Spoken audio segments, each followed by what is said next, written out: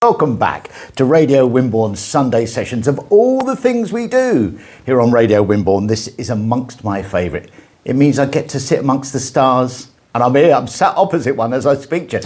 I'm sat opposite RuffDog Elliot. Here he is, here's the man. Do you know, I actually made a point. I'm not rich, you know, you can't get money out of me. I made a point of coming out to help you in with your gear just now, because I was sort of hoping you were going to rock up on that great big motorbike that is on the front cover of the album. On that album, yeah.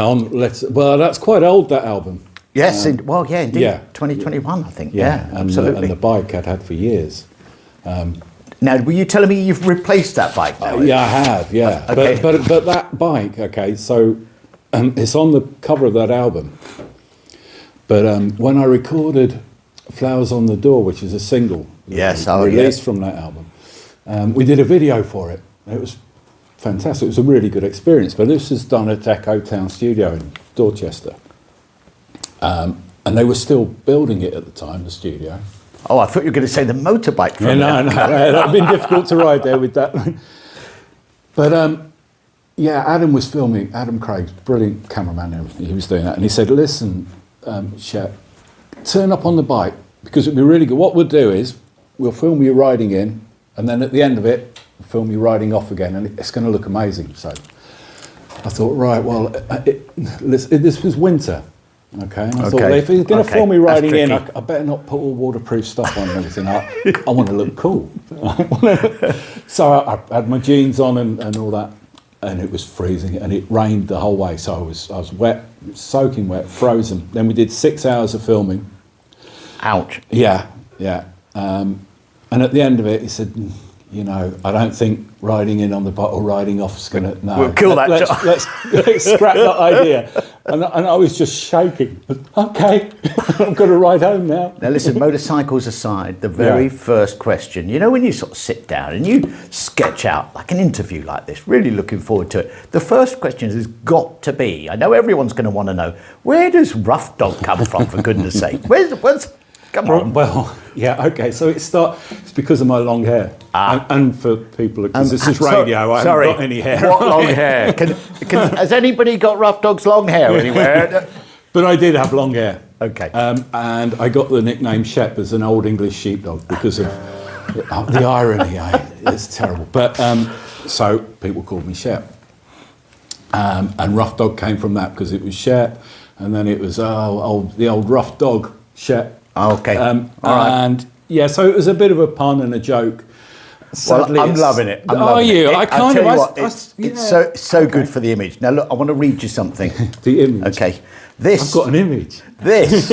Yay. All right. This I took directly off of the Dorchester Summer Sessions website from last year. Okay. You ready for this? Yeah.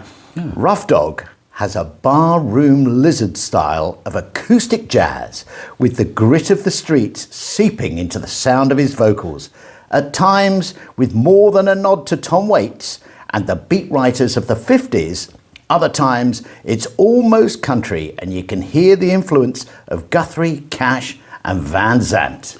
Wow. That is some write-up, isn't it? It is, isn't it? It's not bad for an old punk. I tell you what, you've got a lot to live up to today. I know. Sounds Van Zandt. Oh, I love Van Zandt. And Tom Waits. So if you were rewriting that now, bear in mind that's 18 like months old. I'd say, yeah, you'd keep it. Yeah, you wouldn't even turn a full stop up the other way, would you, from that, really? No, it's wonderful, isn't it? Let me give you another one. I've got another one for you. This is off of the Grinning Dog Records website. Okay.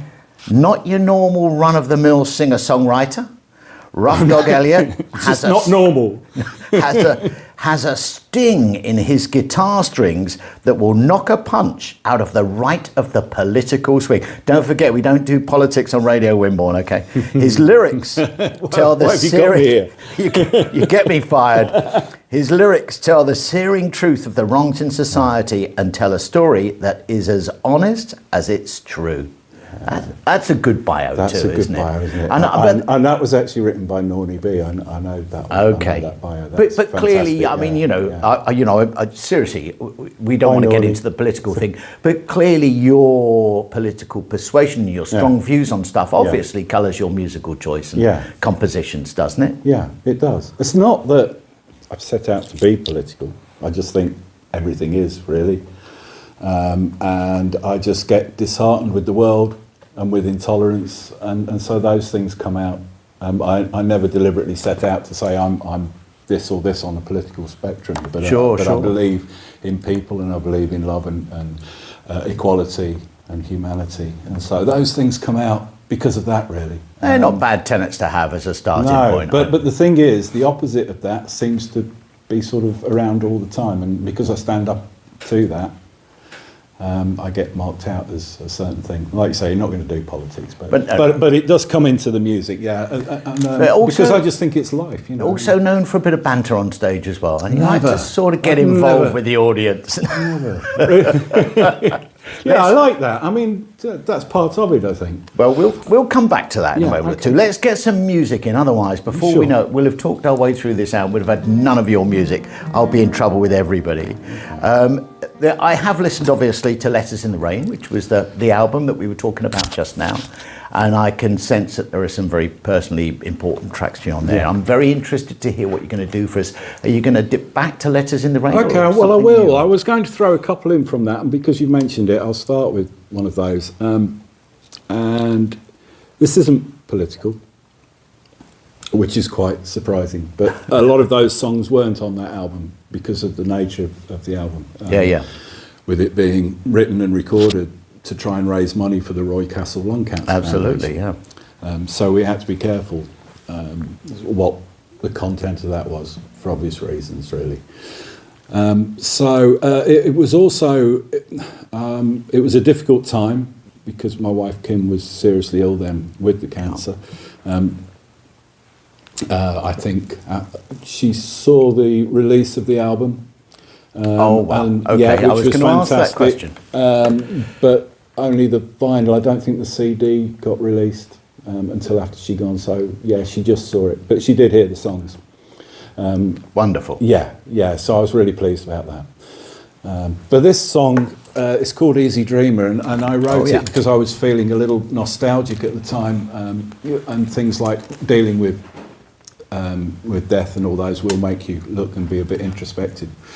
And I went to school in Cornwall, and my formative years were over in Cornwall, in North Cornwall in Bude.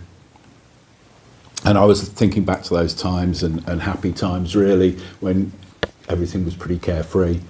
And this song, it's only a short song, but it was about riding motorbikes and playing songs on beach-to-beach parties, listening to or watching. I was really into, strangely, Easy Riders, the film. Yeah, and the whole hippie thing, and I loved the soundtrack. I'm of that vintage. I remember Easy Rider. And the Birds and the songs, and Dylan's songs, The Birds, and Woodstock, the film. I love Joe Cocker's version of With a Little Help from My Friends, and I put all these little references in here in the song, as well as other little things from my past sort of first job. But this was references to that and Wonderful. Girlfriend. At the time. Okay, let's hear it. Okay.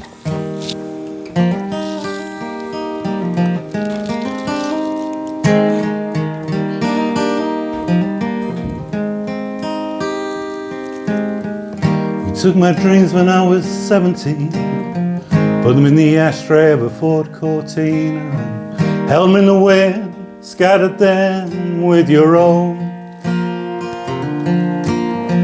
It doesn't matter what they say, wouldn't change it any other way. Well, we held each other as the sun began to set.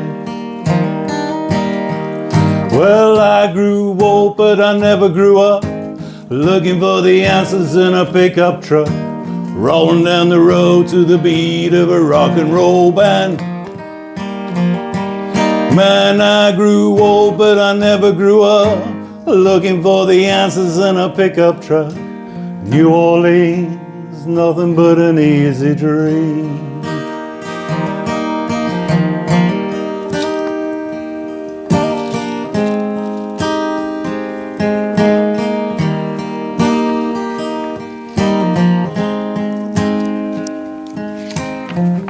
The shift in the freezing cold, promised to pay me till I grew old, but I could hear the music far away.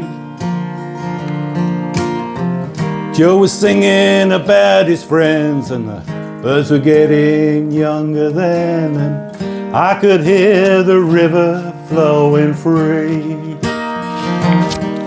Well, I grew old, but I never grew up, looking for the answers in a pickup truck, rolling down the road to the beat of a rock and roll band.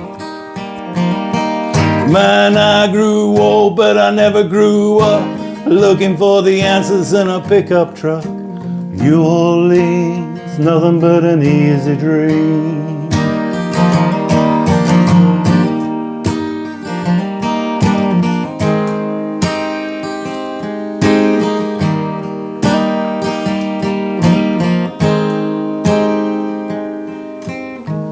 Dusty dreams on the open road, open face and old bedroll, guitar strumming to the light of an open fire, and old bandanas and ragged clothes, and dirty smiles and frozen toes, chasing the past behind the bars with Billy the Kid. Well, I grew old, but I never grew up, looking for the answers in a pickup truck, rolling down the road to the beat of a rock and roll band. Man, I grew old, but I never grew up, looking for the answers in a pickup truck. New Orleans, nothing but an easy dream. Well, I grew old, but I never grew up, looking for the answers in a pickup truck, rolling down the road to the beat of a rock and roll band. Man, I grew old, but I never grew up, looking for the answers in a pickup truck. New Orleans, nothing but an easy dream. Wow, there you go.